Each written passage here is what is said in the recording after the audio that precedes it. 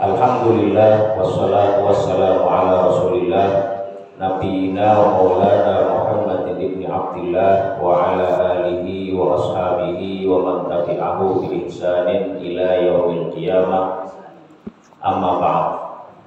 Ma'asyiral muslimin, jamaah salat subuh Masjid Masjid Samudra Inti yang mudah-mudahan senantiasa dirahmati Allah Subhanahu wa taala.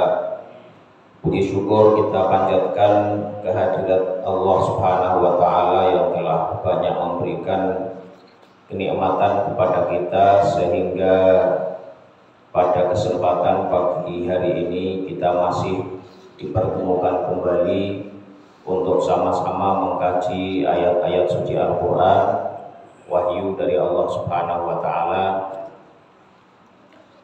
yang mudah-mudahan dengan mengaji ayat-ayat ini dapat menambah kedekatan kita dengan Allah Subhanahu wa taala dan lebih memperkuat, memperdalam pemahaman kita terhadap apa yang telah Allah Subhanahu wa taala pedomankan untuk kita umat manusia. Nah, masyurul muslimin yang dirahmati Allah Subhanahu wa taala, pada pertemuan yang sebelumnya kita sudah mengkaji suratul Ma'un, surah Al-Ma'un, dan karena itu pada pagi hari ini kita akan masuk kepada surah Quraisy, surah Quraisy. Surah Quraisy ini nama yang masyhur ya demikian, yaitu surah Quraisy, tetapi ada dalam sejumlah kitab tafsir itu nama surah Quraisy kadang-kadang disebutkan dengan nama Suratul Li'ila fi Quraisy, atau ada juga yang menyebut Suratul Li'ilaf. Ini untuk atau penamaan ini mengambil dari kalimat pertama yang disebutkan dalam surah ini.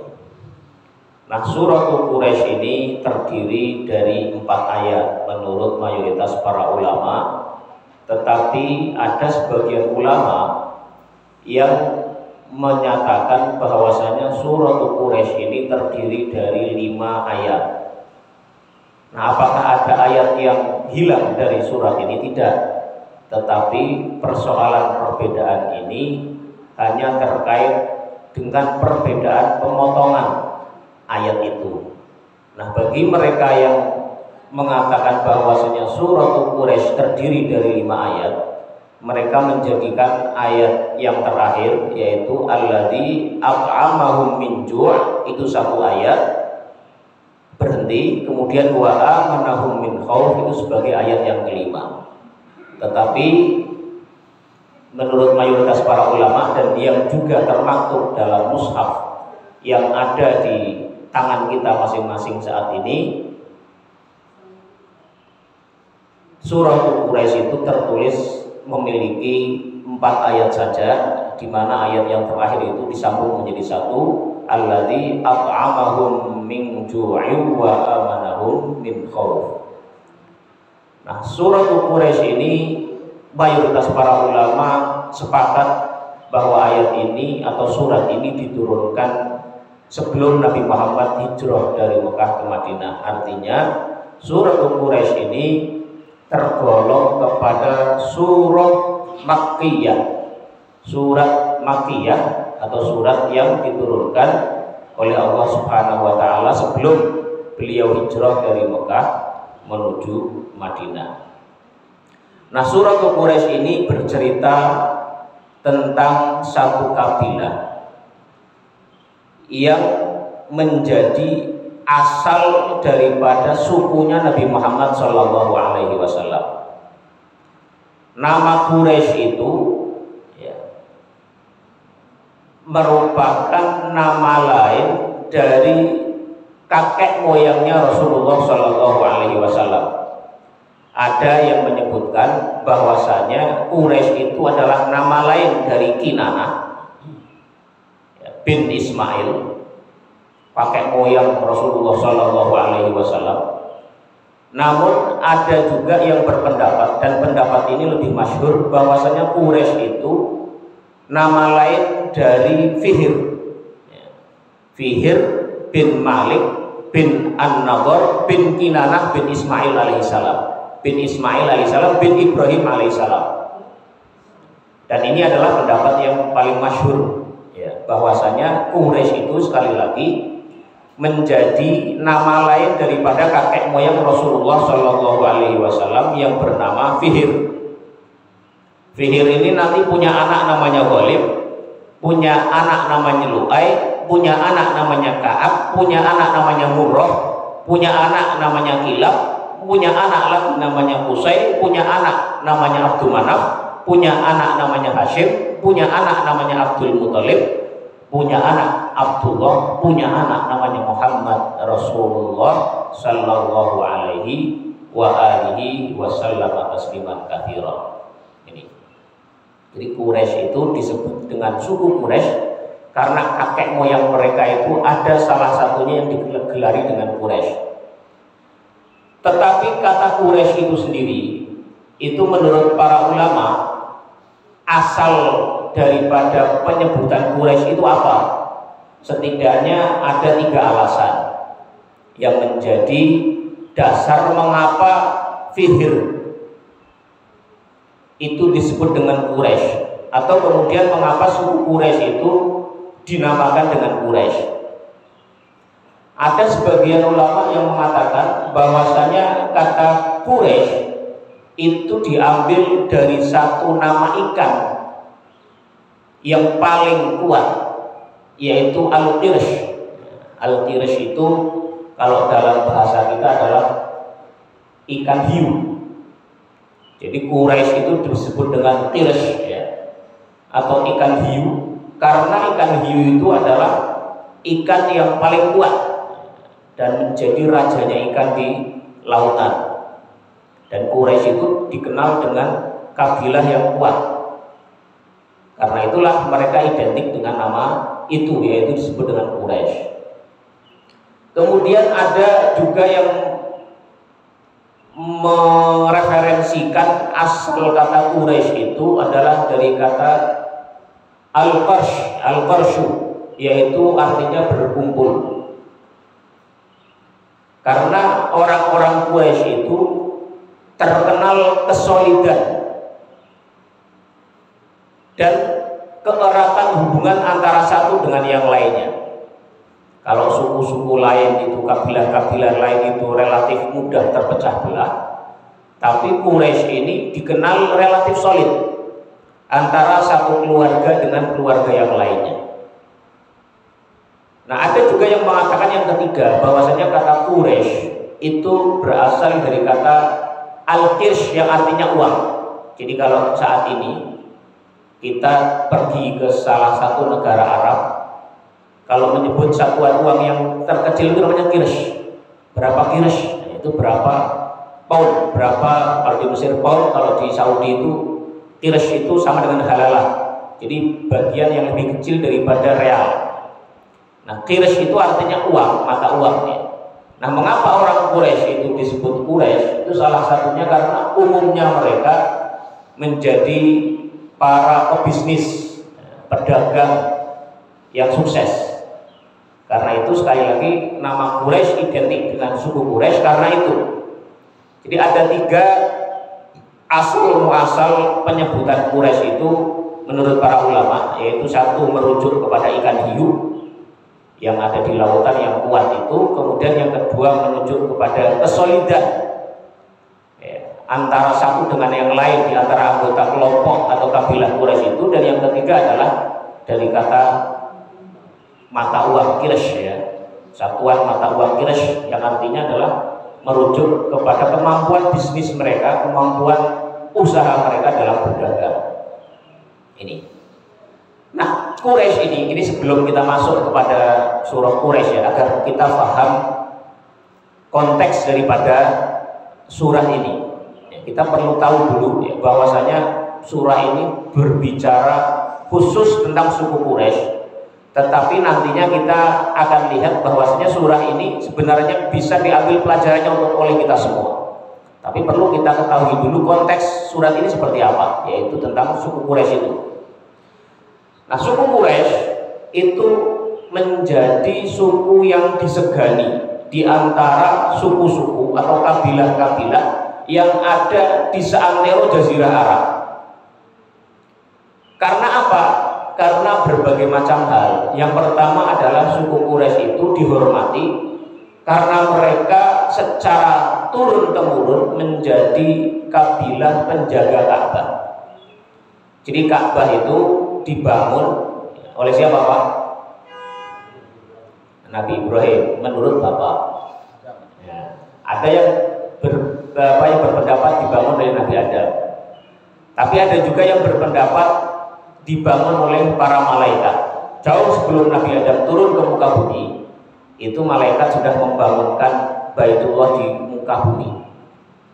Nah, ada juga yang berpendapat dari Nabi Adam, ada juga yang berpendapat yang membangun itu Nabi Ibrahim. Tetapi kalau kita rujuk kepada ayat suci Al-Quran, Nabi Ibrahim itu lebih dekat sebagai pembangun kembali, bukan orang yang membangun pertama kali. Ayatnya itu dalam surat Al-Baqarah, a'udzubillahi minasyaitonirrajim, wa idz yarfa'u Ibrahimul qawa'ida minal baiti wa Ismailu rabbana taqabbal minna innaka antas samiul alim. Wa idz yarfa'u, dan ketika Nabi Ibrahim meninggikan, kata yarfa'u itu meninggikan, itu artinya Nabi Ibrahim, ayat ini mengindikasikan Nabi Ibrahim itu tidak membangun dari awal, tapi sekedar meninggikan kembali bangunan yang telah pernah ada. Wa idh yarfa'u Ibrahimu al-qawa'ida minal baiti, mendirikan dasar-dasar, fondasi-fondasi, ya, tiang-tiang yang sudah ada sebelumnya dari al-bait, Baitullah. Wa Ismailu, dan juga bersama dibantu Nabi Ismail. Jadi Nabi Ibrahim mengerjakan meninggikan Ka'bah itu melibatkan anaknya Ismail. Ini pelajaran buat kita. Orang-orang tua itu harusnya kalau punya gawe, punya satu pekerjaan yang penting itu libatkanlah anak-anak kita sehingga mereka bisa belajar dari bagaimana mengerjakan hal-hal penting itu. Dan di sini Nabi Ibrahim membangun kembali Ka'bah itu melibatkan putranya Ismail. Wa idh yarfa'u Ibrahimul qawa'ida minal baiti wa Ismailu rabbana taqabbal minna innaka antas samiul alim. Jadi setelah Nabi Ibrahim meninggikan kembali, kemudian Ka'bah itu menjadi tempat ibadah Nabi Ibrahim yang secara turun-temurun diwariskan dari satu generasi ke generasi sampai nanti datang Nabi Muhammad SAW. Dan sebelum Nabi Muhammad datang, itu Ka'bah masih menjadi tempat ibadah. Hanya saja dengan berlalunya waktu yang panjang dari Nabi Ibrahim sampai sebelum datangnya Nabi Muhammad, itu sudah banyak terjadi distorsi, sehingga Ka'bah itu sebelum Nabi Muhammad datang itu sudah ada kurang lebih 360 berhala di situ. Orang masih beribadah di situ, masih tawaf di situ, tapi ibadah mereka bercampur dengan kesyirikan, dengan peribadatan mereka terhadap berhala-berhala yang mereka anggap sebagai bagian dari Tuhan-Tuhan yang mereka sembah. Ini, jadi kelebihan suku Quraisy yang pertama adalah mereka itu disegani karena kemuliaan mereka sebagai penjaga Ka'bah. Ini. Kemudian yang kedua, orang Quraisy itu disegani dan dihormati karena orang Quraisy ini Ka'bah tadi menjadi tempat peribadatan masyarakat zaman itu. Maka banyak orang yang datang bukan hanya dari suku Quraisy, dari suku-suku yang lain di Jazirah Arab yang datang ke situ untuk beribadah. Dan orang Quraisy menjamin keamanan orang yang datang ke situ. Karena itulah orang Quraisy itu dihormati karena itu. Mereka memberikan jaminan keamanan kepada para pengunjung, para peziarah, para jemaah yang datang ke Ka'bah. Ini. Dan kemudian yang ketiga, selain menjamin keamanan, mereka juga memberikan bantuan, menanggung keperluan hidup para penziarah itu. Jadi kalau ada orang berziarah ke Mekah untuk beribadah di Baitullah, di Ka'bah itu, Selain dijamin keamanannya, faktor yang ketiga adalah orang Quraisy itu juga memberikan berbagai macam bentuk pelayanan, fasilitasi kepada mereka. Diberikan air zam-zam, ya, diberikan bantuan yang diperlukan. Ini menambah citra baik yang diberikan oleh masyarakat saat itu kepada kaum atau kabilah Quraisy. Nah, kemudian yang berikutnya,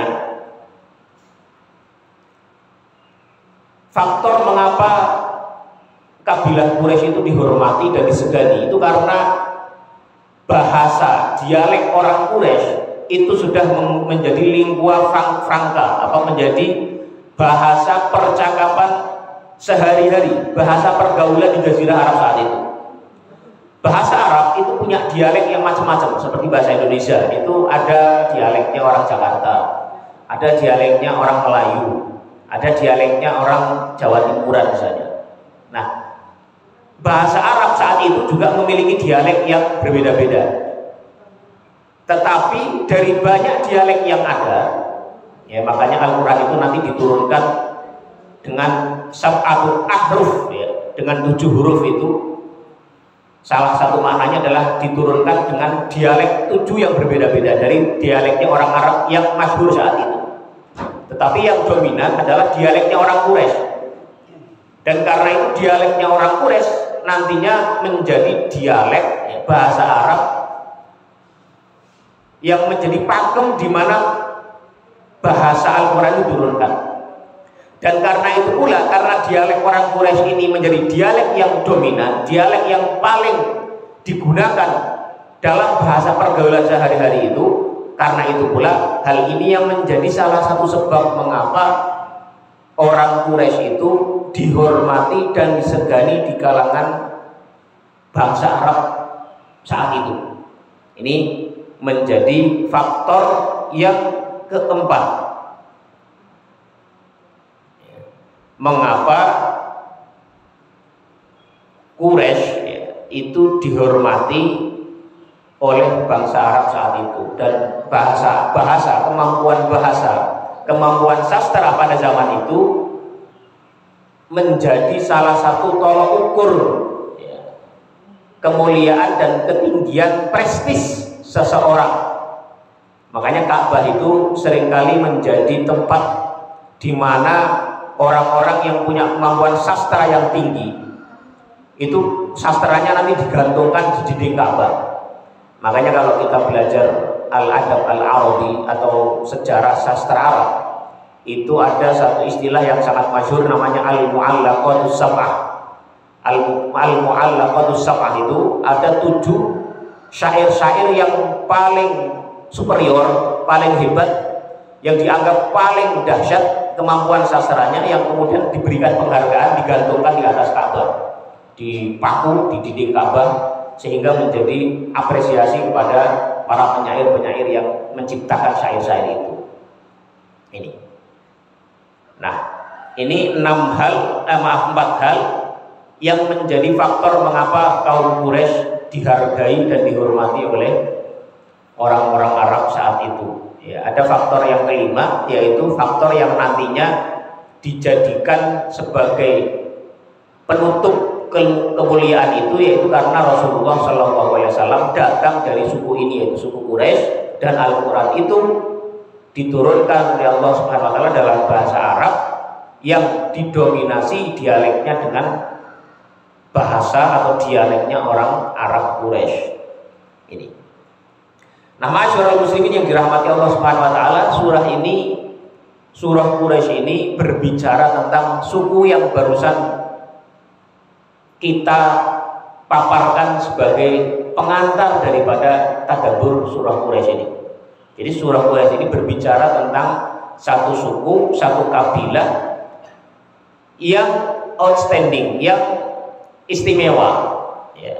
Bukan suku kaleng-kaleng, bukan suku yang biasa-biasa saja dari antara suku yang ada di Jazirah Arab. Nah, Quraisy itu dengan surat ini dan dengan ayat yang ada dalam surat ini Quraisy menjadi satu-satunya nama kabilah Arab yang masuk dalam Al-Quran. Tidak ada kabilah lain yang disebutkan dalam Al-Quran. Nah, masyarul muslimin yang dirahmati Allah Subhanahu wa taala, kita baca ayatnya. A'udzubillahi minasyaitonirrajim. Bismillahirrahmanirrahim. Liila fi Quraisy. Ilafihim rihlatash shita'i was-shaif. Falyabudu rabb hadzal bait alladzi at'amahum min ju'in wa amanahum min khauf. 4 ayat, satu surat yang terdiri dari 4 ayat, sangat pendek sekali, tapi maknanya kita akan lihat memiliki makna yang sangat dalam sekali. Liila fi Quraisy, karena kebiasaan orang-orang Quraisy. Ayat ini atau surat ini diawali dengan huruf lam. Lam itu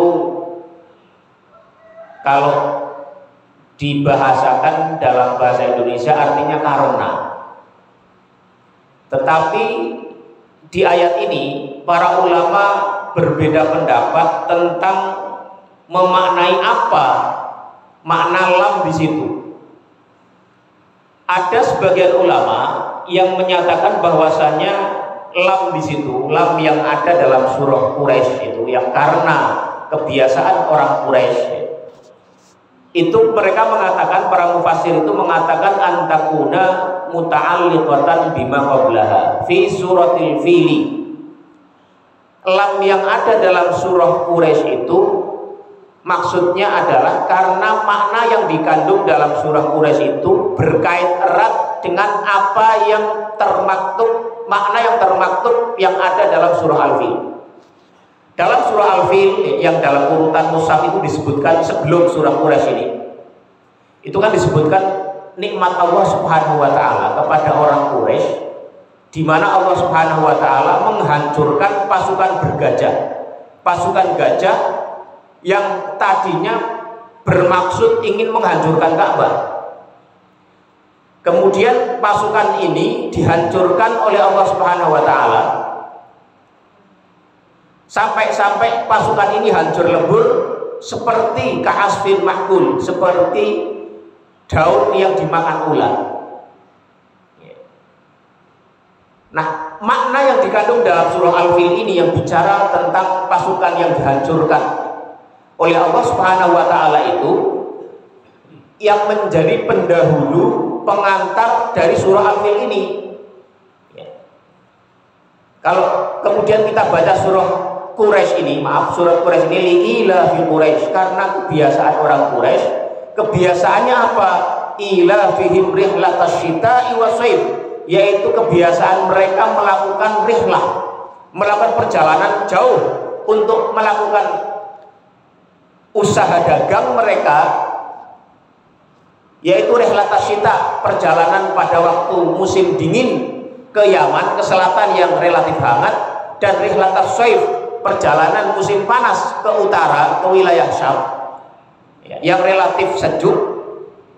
Karena itulah ya Allah Subhanahu wa taala itu, karena ingin menjaga, karena ingin melindungi aktivitas dagang ya mereka yang sangat luar biasa itu, yang tidak biasa itu, yang sangat bermanfaat dalam kehidupan orang Quraisy, itulah Allah Subhanahu wa taala menghancurkan pasukan bergajah. Karena apa? Karena Allah ingin melindungi orang-orang Quraisy yang biasa melakukan aktivitas penting, yaitu perdagangan ke utara dan perdagangan ke selatan, rihlatash shita dan rihlatash shaif, perdagangan ke Yaman, ke selatan, dan rihlatash shaif, perjalanan ke utara, ke arah Syam, yang itu membuat orang Quraisy itu mampu menciptakan satu kehidupan yang sangat baik sekali. Perekonomian mereka jalan, bisnis mereka maju, sehingga mereka juga bisa memberikan fasilitasi yang baik pada orang-orang yang berkunjung ke Baitullah, di Ka'bah di Mekah. Karena itulah ya Allah Subhanahu wa taala melakukan tadi, menghancurkan pasukan bergajah sehingga mereka tidak mampu untuk menghancurkan, mendisrupsi aktivitas orang Quraisy yang sudah mapan itu, baik aktivitas dagang mereka, aktivitas bisnis mereka, dan juga aktivitas mereka dalam memberikan pelayanan kepada orang-orang yang berkunjung ziarah ke Mekah ini. Karena apa? Kalau Ashabul Fil itu tidak diintervensi oleh Allah Subhanahu wa taala dengan dihancurkan, dengan ditaklukkan oleh Allah sendiri, maka ini akan bisa mengganggu kepentingan orang Quraisy. Dan kalau kepentingan orang Quraisy terganggu, maka kepentingan banyak pihak yang selama ini menjadikan Ka'bah sebagai wilayah yang penting, menjadi tempat yang penting, tempat ibadah itu akan terganggu pula. Ini salah satu makna dari kata li'ila fi Quraisy, karena kebiasaan orang-orang Quraisy itu merujuk kepada makna yang sebelumnya yang ada dalam surah Al-Fil. Ini. Ada pendapat yang kedua yang mengatakan bahwasanya makna daripada li'ila fi Quraisy itu bahwasanya makna li'ila fi Quraisy karena kebiasaan orang Quraisy itu, tradisi orang Quraisy itu merujuk kepada ayat yang ketiga, yaitu falyabudu rabb hadzal bait wa huwa ayyakuna ma'na li'ila fi Quraisy anna Allah Subhanahu wa taala amal baita, bahwasanya Allah Subhanahu wa taala wa huwa ayyakuna al-ma'na muta'alliqan bi akhir surati fi qawlihi falyabudu rabb hadzal bait, surah Quraisy ayat 3. Ai a'budu ya Quraisy, ai ubudu ya Quraisy, sembahlah oleh kalian wahai orang-orang Quraisy rabb hadzal bait, Tuhannya Baitullah ini, yaitu Tuhan yang alladzi an'ama alaikum, Tuhan yang telah memberikan nikmat kepadamu birihlatis syita'i wasaif, dengan menjaga aktivitas kalian yaitu perdagangan pada waktu musim dingin dan musim panas, ya. Wa ghairiha minan ni'ami, dan juga memberikan nikmat-nikmat yang lain selain itu, ya. Allati kana biha izzukum wa majdukum, dan karena nikmat-nikmat itu pula lah kalian menjadi bangsa, menjadi suku, menjadi masyarakat yang dihormati dan dimuliakan di antara kalangan bangsa Arab saat itu. Jadi makna yang kedua kata li'ila fi Quraisy itu dikembalikan kaitannya maknanya dengan ayat yang ketiga, yaitu falyabudu rabb hadzal bait. Jadi kalian wahai orang Quraisy beribadahlah kepada Allah, karena apa? Karena Dia, Allah Rabb hadzal bait, Tuhannya Ka'bah ini telah memberikan nikmat yang banyak kepada kalian. Salah satunya yang nikmat yang paling penting adalah rihlatas syita'i wasaif. Dia telah menjamin keamanan buat kalian untuk bisa berdagang dengan aman, dengan nyaman, dengan sukses, sehingga kalian mendapatkan rizki yang mudah. Jadi salah satu hal yang dapat dijelaskan dari orang Quraisy itu adalah mereka dulunya, saat mereka belum menemukan jalan untuk berdagang itu, mereka kelompok yang relatif sering kali mengalami kesulitan ekonomi. Dan tradisi mereka, kalau ada orang yang kesulitan ekonomi, tidak mampu menghidupi keluarganya, itu dia akan membawa keluarganya itu ke gurun pasir, mendirikan tenda di situ. Mereka akan berdiam di situ sampai kematian datang kepada mereka, karena tidak ada yang dimakan, tidak ada yang dikonsumsi, tidak ada menjadi asupan. Mereka pergi ke gurun pasir, bangun tenda di situ, udah mereka akan berdiam di situ, bertapa, seperti bertapa, berdiam saja sampai menunggu datangnya kematian karena kelaparan yang mereka derita. Nah, karena kaum Quraisy itu kemudian menjadi kaum yang soliditasnya tinggi, zamannya Hashim, dialah yang konon disebut sebagai orang yang pertama kali mentradisikan perjalanan bisnis, perjalanan dagang ke arah Syam, ke arah Rihlatas Syita, ya, ke arah Yaman, di waktu musim dingin karena wilayah selatan itu hangat, jadi dinginnya tidak terlalu dingin. Dan as-saif, ya, kalau musim panas mereka ke utara, ke arah Syam, ke arah Yordan, Palestina, Syria, ya, itu Syam. Itu kalau musim panas, wilayah ini relatif tidak terlalu panas. Saya pernah hidup di Yordania kurang lebih 3 tahun. Itu musim panasnya itu relatif moderat, tidak seperti musim panas yang ada di wilayah Jazirah Arab, ya, khususnya di bagian selatan, di bagian Saudi ke selatan, ke Yaman dan sekitarnya. Itu. Nah, dengan berdagang itu, ya, mereka bisa menghasilkan satu perekonomian yang baik, sehingga kehidupan mereka pun tercukupi dengan dengan hasil perdagangan itu. Ini. Dan karena itulah, ya, Allah Subhanahu wa taala telah menginspirasikan kepada mereka kemampuan dagang yang baik itu, sehingga bisa mereka menghasilkan perekonomian yang baik itu. Ini adalah sebuah kenikmatan yang istimewa yang seharusnya oleh orang Quraisy mestinya harus mereka syukuri dengan cara apa? Falyabudu rabb hadzal bait. Mereka hendaknya beribadah, menghamba, mentauhidkan diri kepada Allah Subhanahu wa taala. Ini. Jadi ada memaknai li'ila fi Quraisy itu lamnya itu kembali kepada falyabudu rabb hadzal bait. Itu pendapat yang kedua. Tapi ada juga pendapat yang ketiga yang mengatakan bahwasanya lam di situ la yakunu lahu ta'alluqun la bi akhir surati wala bi suratil fi'li. Lam di situ itu tidak menunjuk adanya, ya, ta'alluq, ya, keeratan makna dengan akhir surat tadi yang falyabudu rabb hadzal bait tadi, dan tidak pula dikaitkan dengan makna yang dikandung dalam surah Al-Fil. Wa innama yakunu dzalika ala sabilit ta'ajjubi, tetapi hal itu, ya, lam di situ untuk menunjukkan keta'ajjuban, keheranan.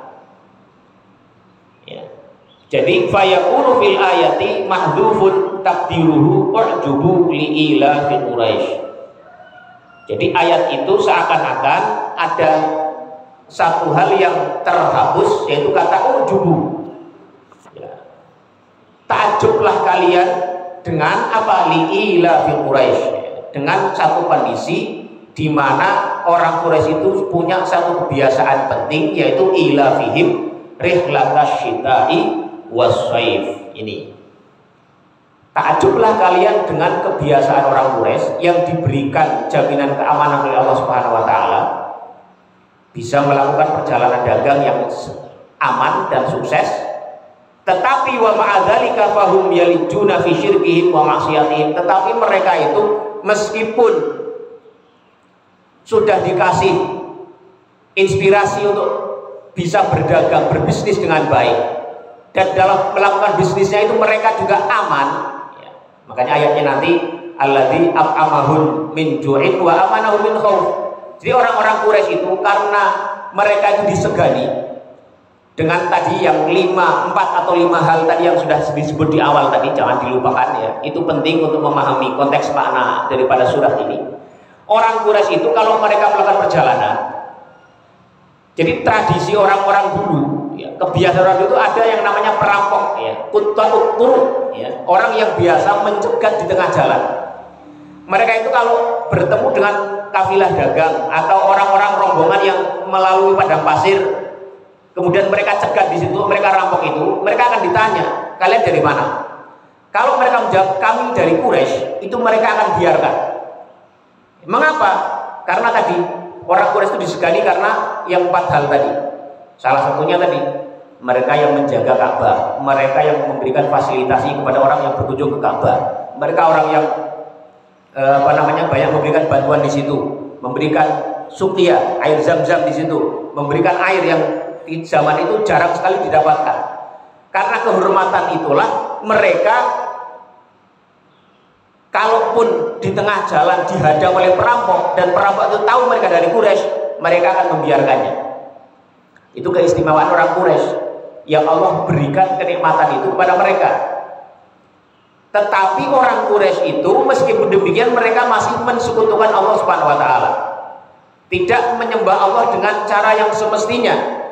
Karena itulah keadaan mereka layak untuk diberikan rasa heran.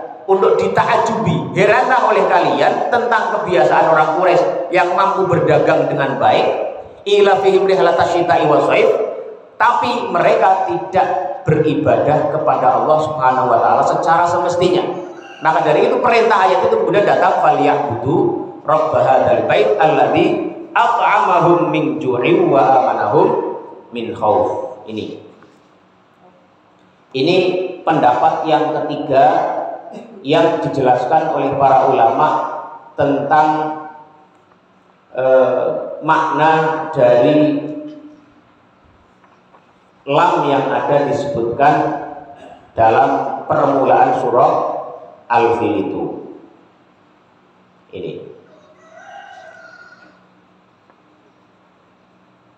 Nah, kata ilaf ya, makhudun minal ilfi wal ulfati wat ta'lifi. Kata ilaf itu aslinya diambil dari kata ilf atau ulfah atau ta'lif, wa huwa an yalzamul insanu syai'a wa ya'kufu alaihi wa ya'taduhu hatta yusbiha ma'lufan ma'rufan. Jadi kata li'ila fi Quraisy, ilaf itu artinya adalah kebiasaan, sesuatu yang dilakukan secara terus-menerus oleh seseorang sehingga kebiasaan itu menjadi tradisi yang tidak dipisahkan daripada orang tersebut. Ini. Nah, kebiasaan itu apa? Yang dilakukan oleh orang Quraisy. Itu disebutkan dalam ayat yang kedua, yaitu ila fihim rihlatas syita'i washaif, yaitu kebiasaan melakukan perjalanan pada musim dingin, wasyaifi, dan perjalanan pada musim panas. Kata rihlah itu biasanya untuk digunakan untuk menyebut kepada sebuah perjalanan, ay al-irtihalu wal masirun. Karena itulah onta yang biasa digunakan sebagai kendaraan untuk melakukan perjalanan itu dinamai juga dengan rohilah. Jadi kalau kita punya mobil itu bisa disebut dengan rohilah. Bahasa Arabnya sayyarah karena dia membawa orang untuk bermobilitas, bergerak, tapi juga bisa disebut dengan rohilah, sesuatu yang digunakan untuk melakukan perjalanan. Ini ila fihim rihlatas syita'i washaif, perjalanan melakukan bisnis perdagangan, usaha dagang pada musim syita, musim dingin, yaitu ke arah selatan ke Yaman, dan ashaif melakukan perjalanan di musim panas ke utara, yaitu ke wilayah Syam, Yordania, Palestina, Syria dan sekitarnya. Nah, ma'asyiral muslimin yang dirahmati Allah Subhanahu wa taala, perjalanan dagang yang dilakukan oleh orang-orang Quraisy ini juga memberikan pelajaran penting ya, yang menjadi aspek penting sebelum datangnya risalah Nabi Muhammad SAW. Jadi Allah Subhanahu wa taala memberikan orang-orang Quraisy itu kemampuan dan kesempatan untuk mampu berdagang ke wilayah yang di luar batas wilayah mereka. Ini menunjukkan bahwasanya sebuah risalah dakwah itu penting sekali memiliki konektivitas dengan dunia luar yang jauh dari jangkauan yang biasanya mereka bisa jangkau. Jadi sebelum datangnya risalah Nabi Muhammad, kalau seandainya Nabi Muhammad datang membawa risalahnya, sementara kaumnya itu adalah bukan kaum yang memiliki konektivitas yang baik dengan dunia luar, tidak memiliki jangkauan hubungan dengan komunitas lain yang jauh dari tempat mereka, maka dipastikan risalah Nabi Muhammad tidak akan mudah disebarkan ke dunia atau ke masyarakat di luar jazirah Arab, khususnya di Mekah saat itu.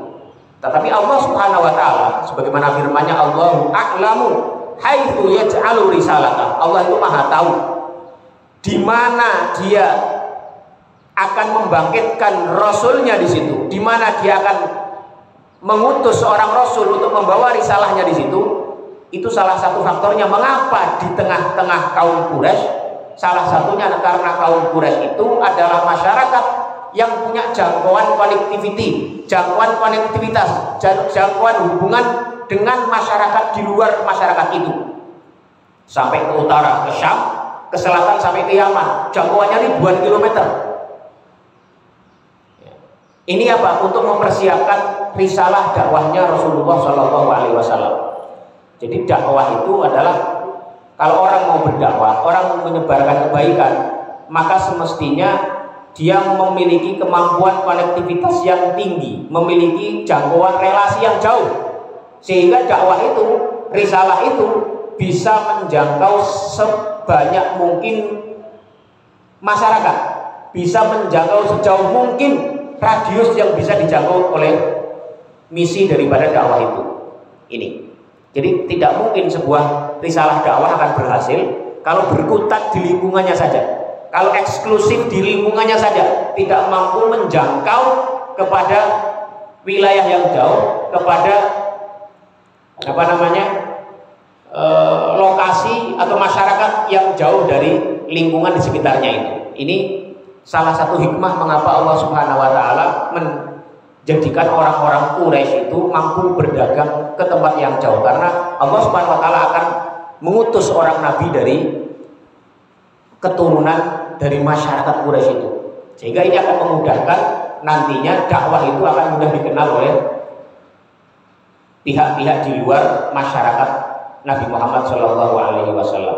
Dan pula tadi Ka'bah tadi itu dikunjungi oleh orang-orang dari berbagai wilayah yang datang ke Mekah, datang ke Ka'bah untuk berziarah, dan itu pula yang nantinya mempermudah risalah dakwah.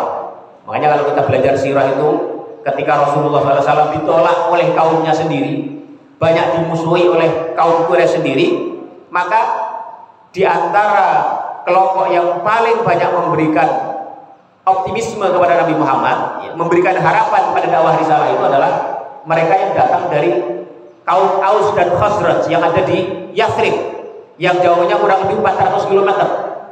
Kalau kita di Depok, itu justru yang nanti memberikan harapan itu mereka yang datang dari Cirebon dan Brebes 400 kilo, atau bahkan lebih jauh dari itu, ya, dari Tegal, dari Pekalongan, ya, bukan dari wilayah Bogor, bukan dari wilayah Jakarta Selatan, bukan. Itu diantara hikmah yang Allah jadikan sebelum Allah Subhanahu wa taala mengutus Nabi Muhammad Shallallahu Alaihi Wasallam, menciptakan, ya, menjadikan orang Quraisy itu tadi punya kebiasaan perdagangan, ya, dan berbagai hal lainnya. Diantaranya mereka tadi, ya, menjadi orang yang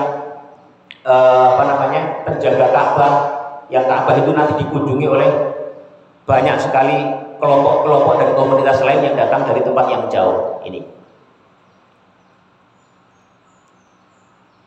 Kemudian hikmah yang berikutnya, ya, Rihlatas Syita'i was-Shaif ini menunjukkan bahwasanya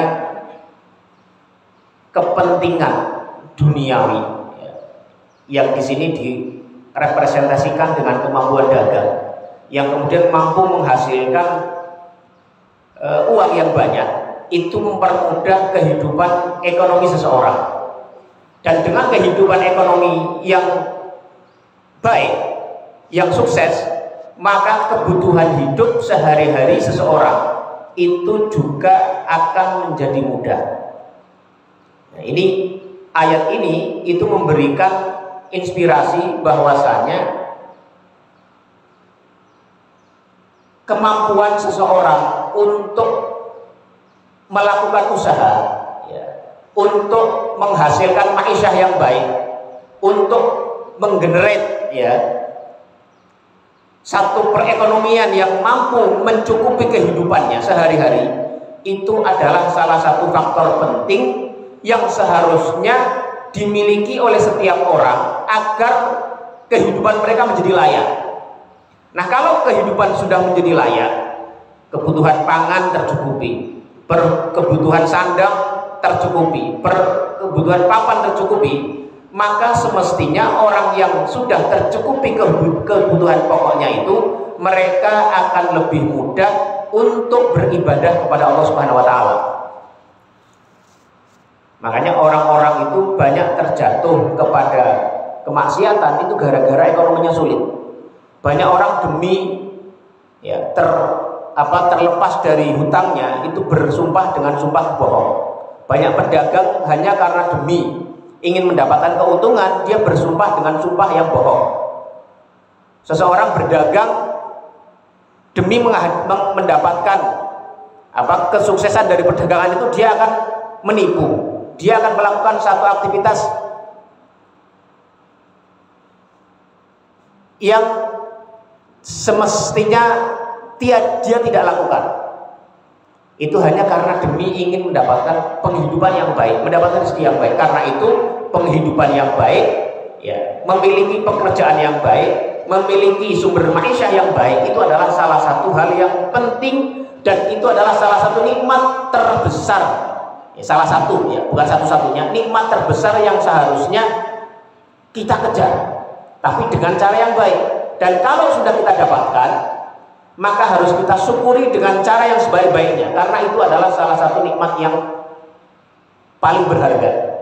Jadi kalau Bapak Ibu semua saat ini sudah mendapatkan atau sudah memiliki sumber pekerjaan yang baik, bisa menghasilkan sumber ekonomi yang baik, dan dengan itu kemudian bisa menghidupi keluarga yang baik, dan dengan itu pula tidak lagi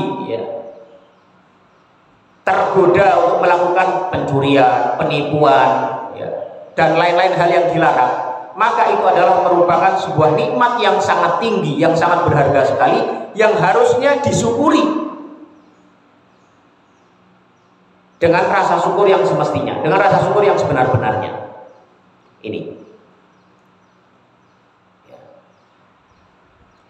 Ini ayat yang kedua, ilafihim rihlatas syita'i wassaif.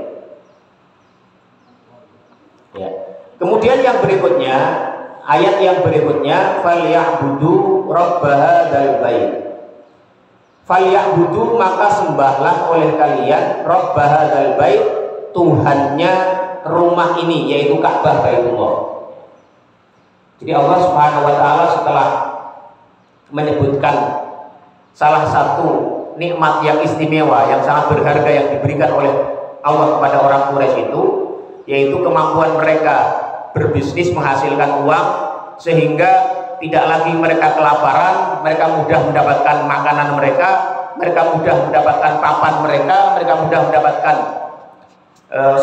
sandang pangan papan mereka, kebutuhan pokok tercukupi dan lain-lain tercukupi. Maka Allah Subhanahu wa taala kemudian memerintahkan kepada mereka, falyabudu rabb hadzal bait, hendaklah mereka menyembah Allah Subhanahu wa taala, rabb hadzal bait, itu Tuhannya Ka'bah ini.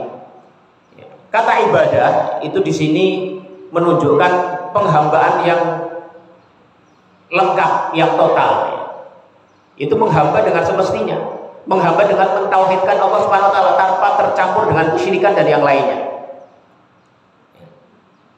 Dan mengapa Allah Subhanahu wa taala menyebut rabb hadzal bait, Tuhannya Baitullah ini?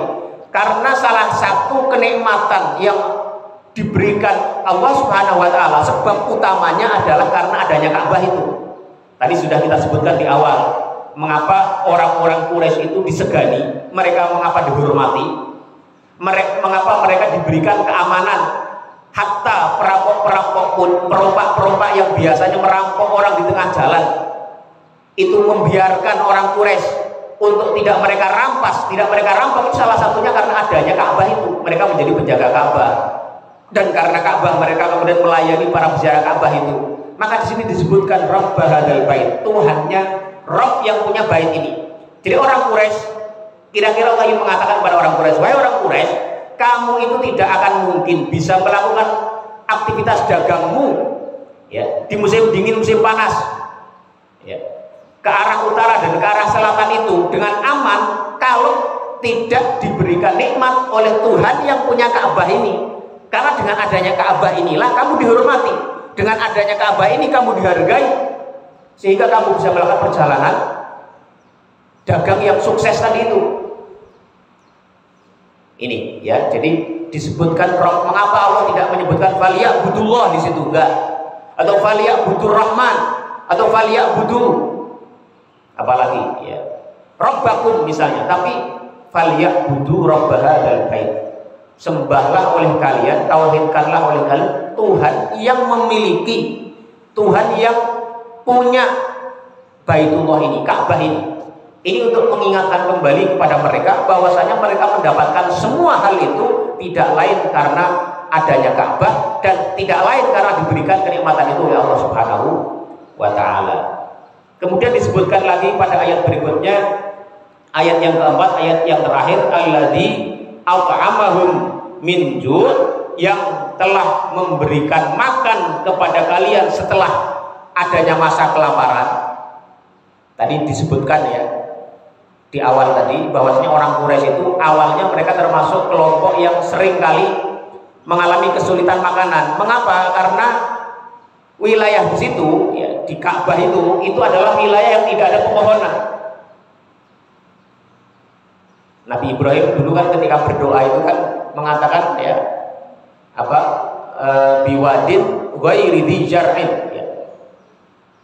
Nabi Ibrahim meninggalkan keluarganya di satu lembah yang ghairi dzi zar'in, ya enggak ada pepohonan di situ, sehingga mereka tidak bisa bercocok tanam, tidak bisa mendapatkan hasil pertanian.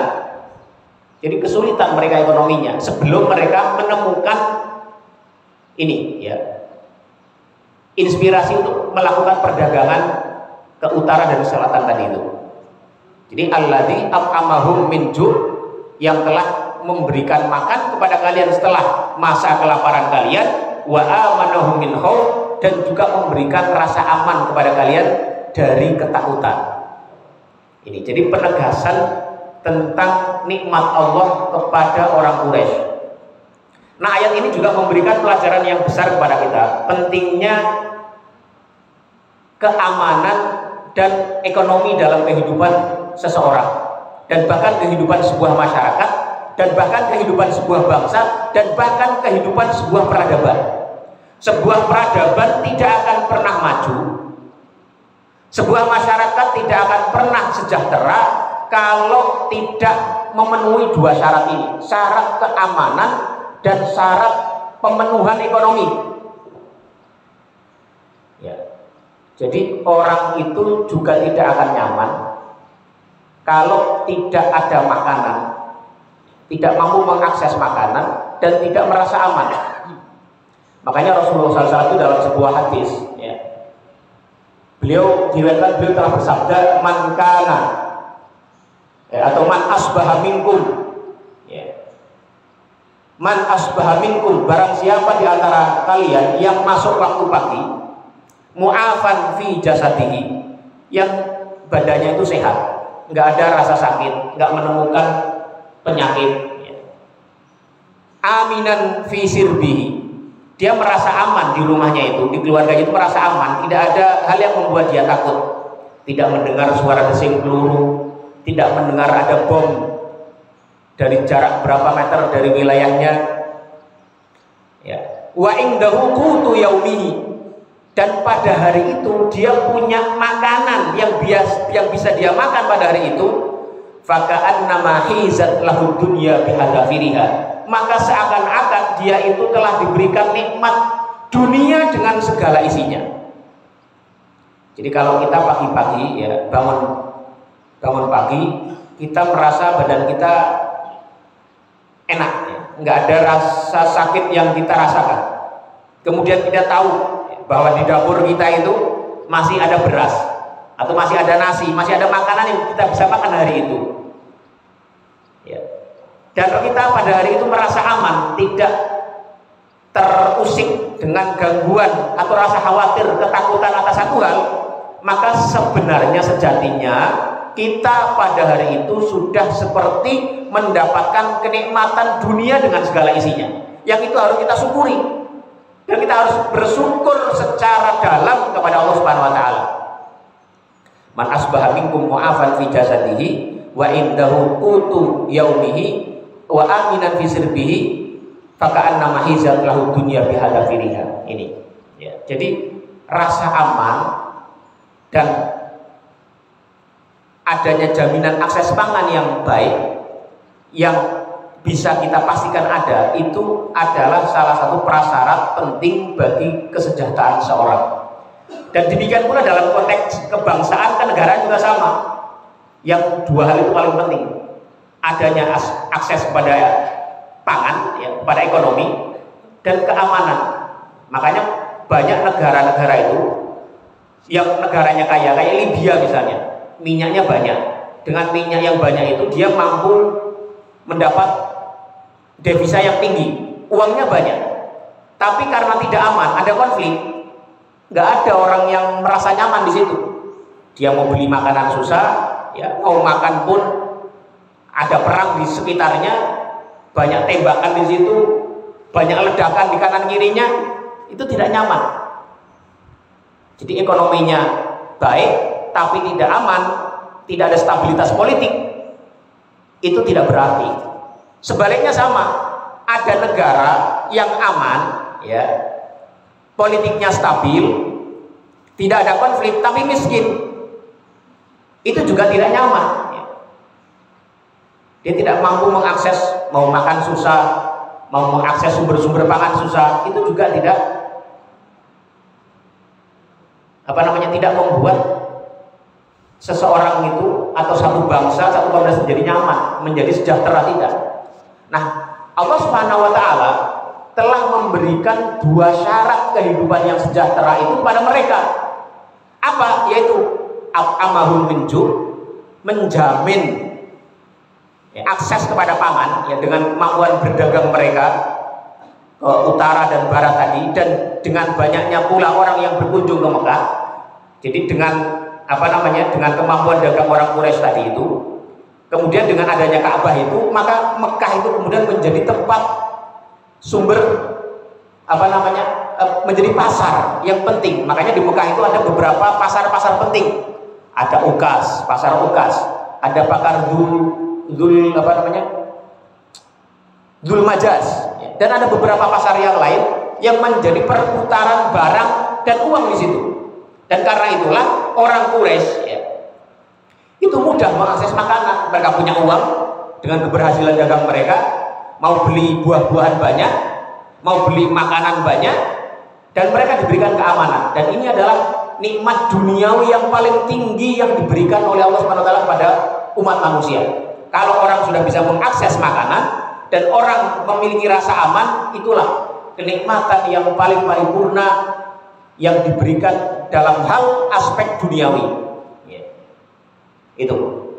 Jadi kalau kita sehari-hari untuk makan itu mudah dan mendapati rasa aman dalam kehidupan kita sehari-hari, itu sudah berarti nikmat yang paling paripurna yang kita dapatkan dari Allah Subhanahu wa taala.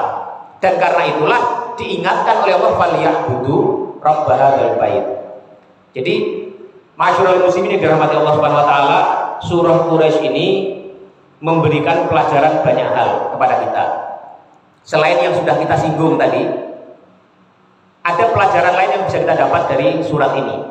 Ya, apa saja itu? Apa sajakah di antara hal yang bisa kita ambil? Ya. Salah satunya tadi ayat ini menyebutkan li'ila fi Quraisy, kebiasaan orang Quraisy, yaitu kebiasaan untuk melakukan perjalanan dagang sehingga mereka mendapatkan akses ekonomi, mendapatkan kemudahan untuk mendapatkan pangan, dan mereka diberikan keamanan oleh Allah Subhanahu wa taala. Nah, biasanya seseorang kalau sudah terbiasa dalam satu kondisi yang nikmat, satu kondisi yang aman, satu kondisi yang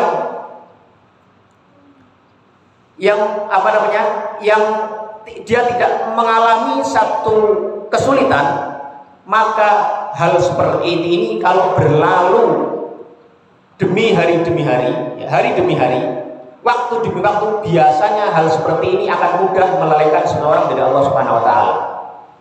Ya. Jadi manusia kalau sudah masuk dalam comfort zone, ya, masuk dalam zona nyaman, Udah tiap hari kita bisa makan, tiap hari kita merasa aman. Biasanya keadaan seperti itu lama kelamaan akan mudah membuat orang lalai atas zat yang memberinya kenikmatan itu. Kalau kita lagi sakit, lagi bersedih, kita ingat Allah Subhanahu wa taala, ya Allah saya kok sakit begini. Tapi ketika kita diberikan nikmat mata misalnya, sepanjang tahun kita tidak pernah kena sakit mata, badan kita sehat terus, itu kadang-kadang kita lupa bahwa kita sedang berada dalam kenikmatan yang itu menuntut kita untuk mensyukurinya. Ini jadi ilafun nikmah, ya, kenikmatan yang sudah dialami secara terus menerus, ya, dari waktu ke waktu, ya, sehingga seseorang masuk ke zona nyaman, masuk kepada situasi yang dia semakin lupa bahwa itu adalah ada zat yang memberikan kenikmatan itu. Ini bisa menjebak seseorang kepada sebuah keadaan untuk lupa daratan, untuk lalai kepada orang yang memberinya nikmat, zat yang memberinya nikmat itu, sehingga dia tidak atau lupa bersyukur kepada Allah Subhanahu wa ta'ala. Karena itu ayat ini, surah Quraisy ini memberikan peringatan kepada kita, jangan sampai kita lupa diri, jangan sampai kita lalai atas kenikmatan yang sudah Allah berikan kepada kita dari waktu ke waktu. Ini. Kemudian, ya, ayat ini atau surat ini juga memberikan isyarat kepada kita, ya, tadi, ya, bahwasanya pemenuhan elemen kesejahteraan ekonomi kita, pangan kita, dan stabilitas politik itu tidak menjadi sempurna kalau belum dilengkapi dengan aspek tauhid, ya. Jadi orang itu ekonominya atau satu bangsa, ya, atau satu masyarakat sudah aman, ya, kemudian punya akses ekonomi yang baik, itu belum sempurna, belum menjadi masyarakat yang ideal kalau belum dilengkapi dengan falyabudu rabb hadzal bait, kalau belum bertauhid kepada Allah Subhanahu wa taala. Ini, ya. Sama kita, ya, dalam satu keluarga, kita sudah menjadi keluarga yang baik. Ekonomi kita mudah, ya. Keluarga kita baik-baik, anak-anak kita sukses semuanya. Ya, kita merasa aman dalam keluarga kita. Kalau keluarga ini belum dilengkapi dengan aspek falyabudu rabb hadzal bait, belum bisa bertauhid kepada Allah dengan baik, belum bisa menjadi keluarga yang taat kepada Allah Subhanahu wa taala, itu belum bisa disebut sebagai keluarga yang baik. Jadi aspeknya itu harus memenuhi 3 aspek tadi. Aspek ibadah tauhid kepada Allah Subhanahu wa taala sebagai aspek terpenting, baru setelah itu aspek ekonomi, kesuksesan duniawi, dan keamanan itu menjadi pelengkap kesuksesan dan keberhasilan dari sebuah keluarga atau masyarakat itu. Ini surah Quraisy juga memberikan pelajaran, ya, bahwasanya dengan tadi, ya, rihlatus syita wa shaif itu, bahwasanya perubahan situasi alam itu menuntut manusia untuk bisa meresponnya dengan tepat dan benar.